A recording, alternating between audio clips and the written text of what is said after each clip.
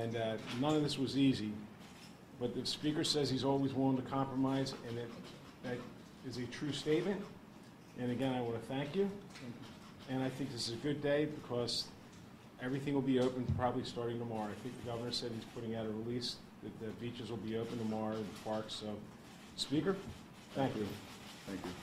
Thank you, Senate President, and I appreciate, and you know, we were in a crisis, and again, for me, it was about getting this budget passed, and I still stand behind it. It was a good budget, and we needed to do this. The one thing that has changed, and I want to just be clear here for everybody, we actually worked on a Horizon bill.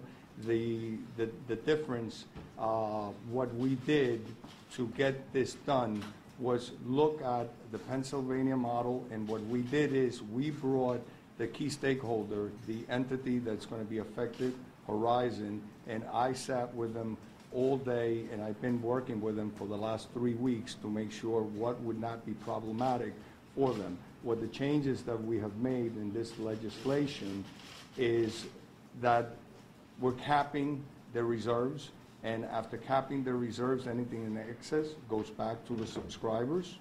So for a benefit for the subscribers, so this is very important.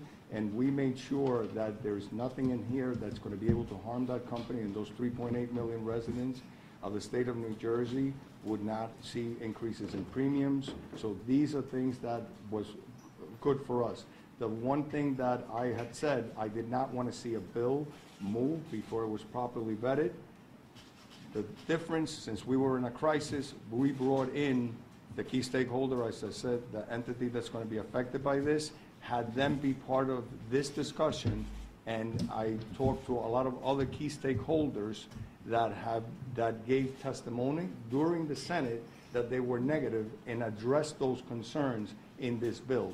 So we actually learned from what we saw in the Senate testimony. Again, we're looking at the Pennsylvania model, and that's one of the reasons that got us over the threshold. I want to thank Senator Vitale for working with me on this throughout the whole day just to iron out the last wrinkles of it, and we're getting something done that I think is good for everybody. The most important thing is we opened the state of New Jersey again. We put back to work all those workers that did not get to go to work today.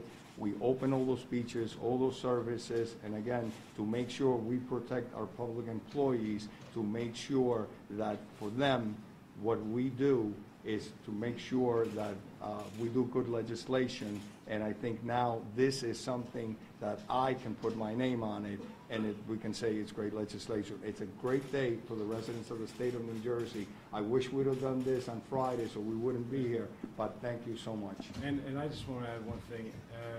I know I'm going to be asking the governor. I think the Speaker feels the same way. The workers aren't at fault at this. We couldn't get this done, and hopefully he will pay the employees for Monday because we think that's fair. They didn't do anything wrong. We didn't get our budget done. So with that, questions for us? President, can you give us a little more detail about what the governor said to you about opening up the parks and beaches? Well, the governor said that if we had an agreement that he was going to put out a press release a little bit later opening up the parks. So look, by us accomplishing this, and we're going to stay here tonight, whatever, 12, 1 in the morning, whatever it is, everyone will be able to enjoy their 4th of July plans as is. I'm sorry for the inconvenience, that everyone went through, but at the end of the day, we have one hell of a budget that we can be proud of that's going to provide $350 million worth of funding to programs that I know the Speaker, myself, and our members really, really care deeply about. Do you think the governor signed this? Yes. He will sign this? Yes. So there's no money from Horizon for the state and any public health programs. Is the governor okay with that? Yeah. And so you know, there hasn't been any money from Horizon for quite some time. In fairness, you guys kept writing $300 million take. When Joe Vitale introduced the bill, there was no money. In fact, Horizon's CFO said that on the record. There was no money being taken. About the composition of the Horizon Board, how did you iron that out? What is the final agreement? Yeah, the final composition of the board, it doesn't change that much. There's only going to be added 2 new members, one from the Senate President and one from myself. So what about elected public? No, none. That's out. That's out. Just to be clear, the language about benefiting, excess surplus benefiting policyholders and general public health is out. That's correct. That's correct. Right. If I could just clarify real quick on the board, so there's going to be 2 new members, there'll be 13 board members, including the 2 new members. Seventeen. 17. There's 15 now. David? What role did the governor play? Did he sit in on this last meeting with you guys? Were you on the phone with him? Listen, the speaker was talking to the one parties, and Joe Vitale really spearheaded most of it with the governor on our side. Senator Vitale, can you talk a little bit about your conversation with the governor and how Well, it moved this yeah. process We'll, forward? we'll do that after this one. You can do that. How separate. confident are you now that the governor's going to go along with the items you wanted added? Well, He committed it. I told you before, Phil, he's never broken an agreement when we had an agreement, to me. I can only speak for myself. And when I spoke to him tonight, he said he would be signing the budget as we presented it to him. Did that picture, the photo of him on the beach, influence him in any way to become more reasonable? Mr. Reasonable? Right? that, No, you know, listen, I wouldn't even comment on I- that. no, To be I- honest with you, listen. that, you would have to ask him that question. listen, knowing him, he said it before to us when we talked to you some at 15%.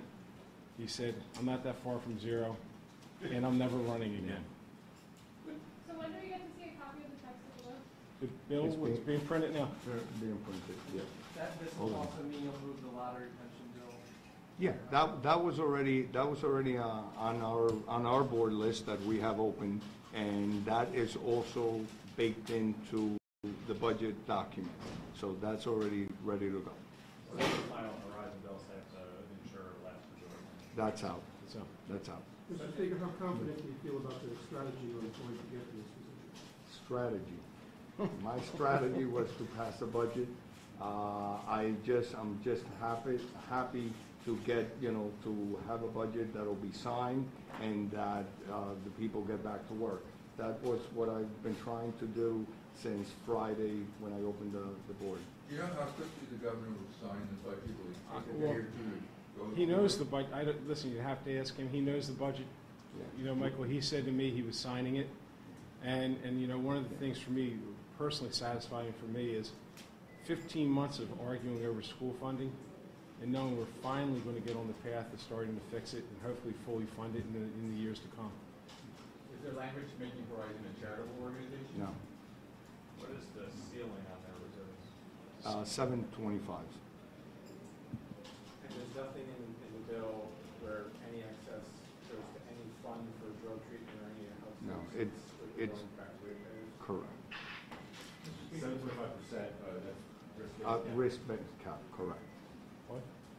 Mr. Speaker, do you feel like you still have the confidence of your caucus and you expect to remain Speaker as a result of the shutdown? Well, I've always had the confidence of my caucus, and if not, I wouldn't have put my hat in the ring, and I think I do and I will.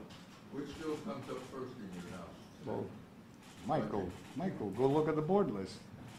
It's there. First bill I'm going to do tonight in my house is the Horizon bill, and the Speaker's going to do the budget bill, and we'll be going back and forth. Back and forth, yeah. So you're voting tonight? 'Cause, yeah, Absolutely. Members were on call in 2 hours from my house. They've been called, and the same senator with us. with them. And, Who goes and first, you know? on the Horizon, we are, Yeah, we're because going on the budget because we already have it, so. And we've, and the Speaker was gracious enough, after we worked out the compromise, Joe Vitale did a ton of work on this bill.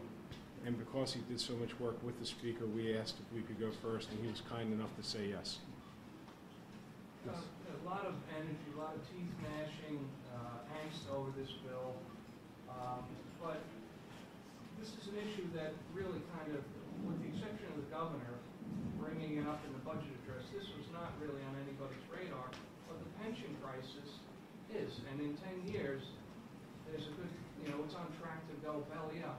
Do you think the energy that was expended on this really should have been expended on a real identifiable crisis and one that really requires that kind of energy and political commitment? I think that this is You're right, that the pension is something we have to work on, but I think this was more not energy, it was angst that we had just trying to make sure that government didn't shut down. But at the end of the day, I understand what you're saying. We are actually looking to do better for the pension, and this lottery being in it, hopefully this will be something that starts it in that path, and we can start fully funding it. And Charlie, the reason why there wasn't a lot of energy and angst on the lottery bill is we agreed. We agreed. There wasn't really a disagreement. We did check with unions. They were neutral on it. I think this is actually being involved in pensions and doing pensions in my other world. I think it's a good move. We have a lot of work to do. We got to keep our funding levels up, but I think it was a very good job. We had a disagreement on the one bill.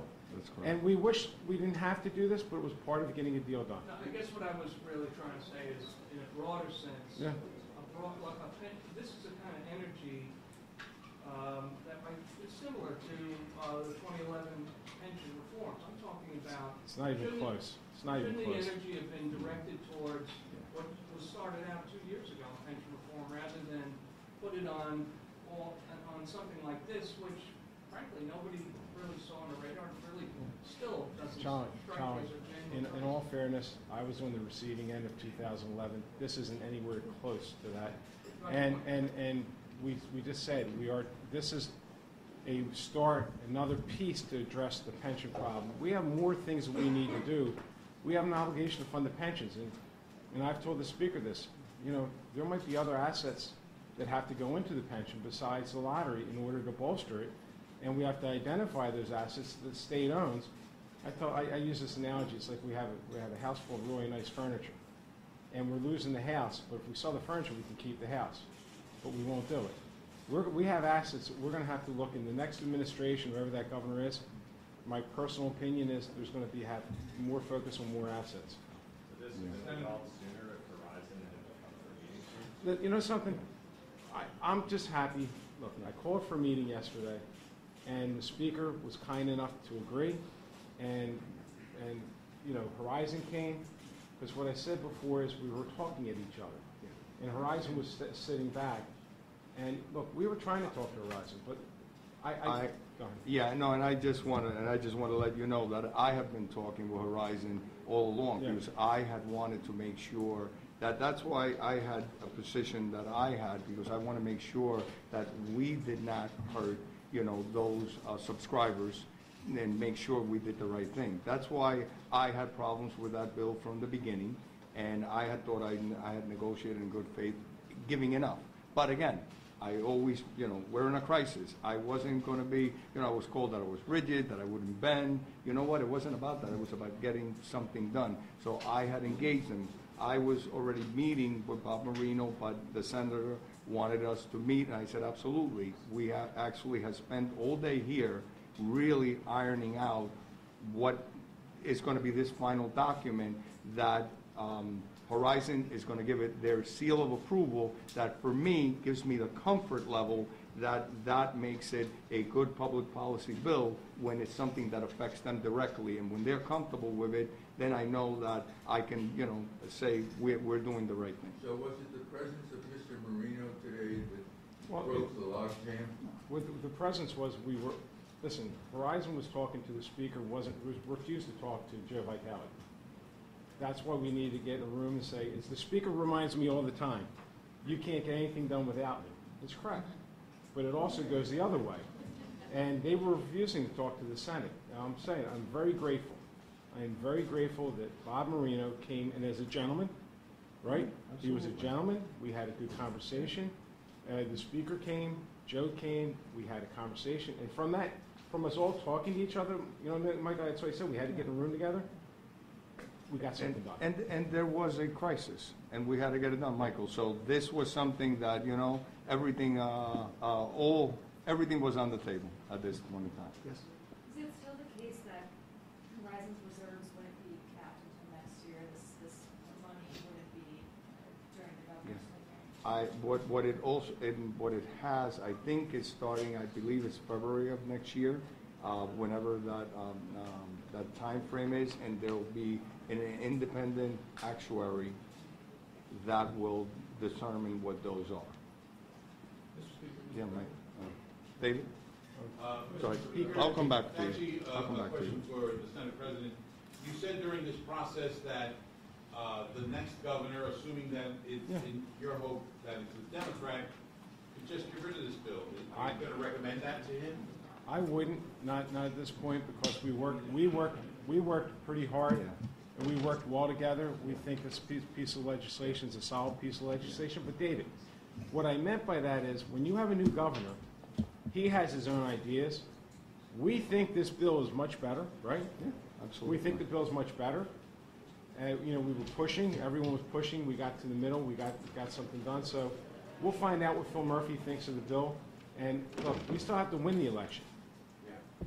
I'm rooting for him, but we still got to win. Question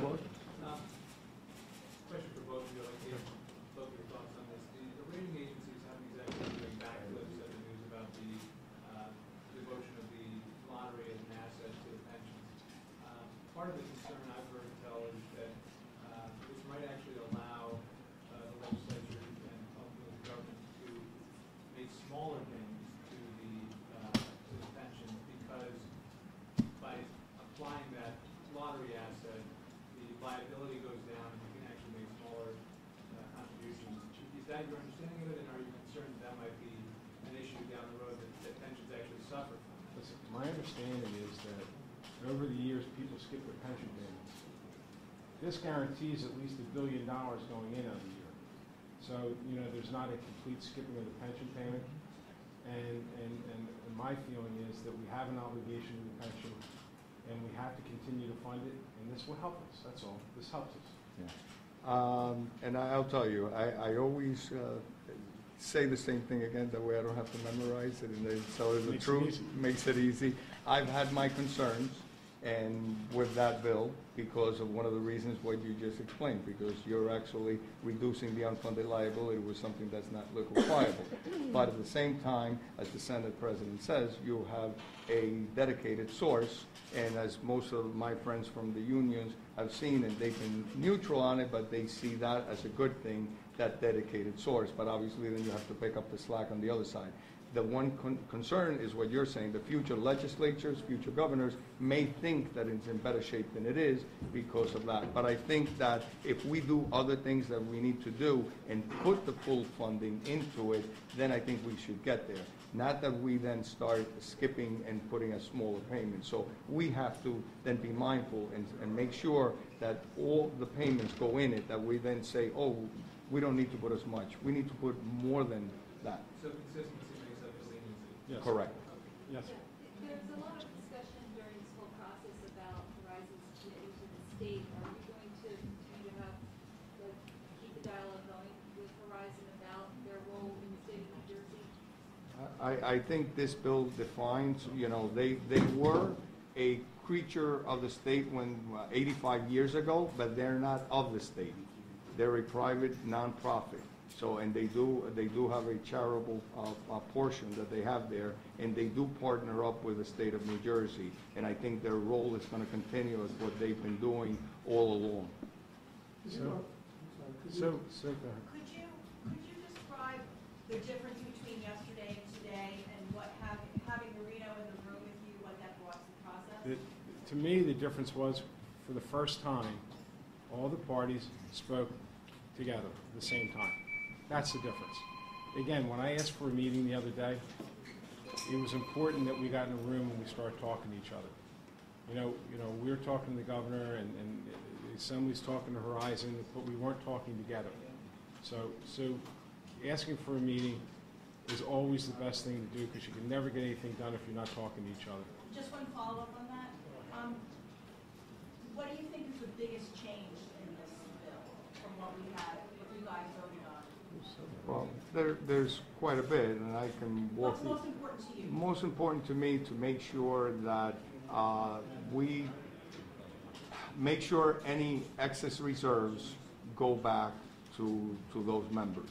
And I think that was key for me, because if you took any of those reserves away and it was something that was needed. If there was an epidemic or anything of that nature, it was going to be, you know, premiums would go up, and in essence, we would be taxing those subscribers. So, and after this, Joe's going to be here, and you know he can answer a lot of questions on it. Phil? Could you just elaborate very quickly on the long-term benefits to the public from this arrangement now as compared to the short-term inconvenience? Well, we're finally starting to fund education again. You know, Phil, that's one of the big things for me. You know, I mean, there's so many programs, Phil, that we fought for.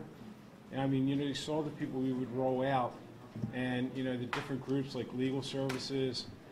You know, the young lady that ran the rape crisis center in Essex said they would have been closed in 2 months. And then, I mean, there's just so many. No, there is, and you know, it's unfortunate that we had to get to this point.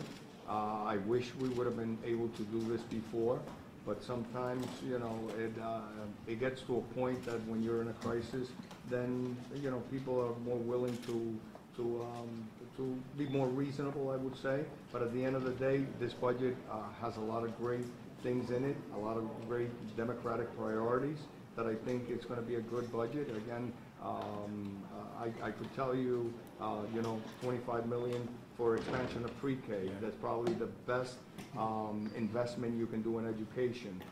There's another $25 million for extra aid for special education. That's sorely needed. Many municipalities are suffering. So a lot of good things in this budget, and again, it's a shame that we couldn't get done before, but sometimes, you know, it's not about digging your heels in, it's about, you know, having philosophical differences, and then you gotta walk through the middle of the room. All right, guys? And Joe can answer, he's here, so. Can we get the last question? We're, What does the governor get out of that? the governor wanted to see Horizon reform, and we have legitimate Horizon reform. It's that simple, right, Phil? Financial disclosures in there, what's the word language in there? Talk, Yeah, Joseph. that's-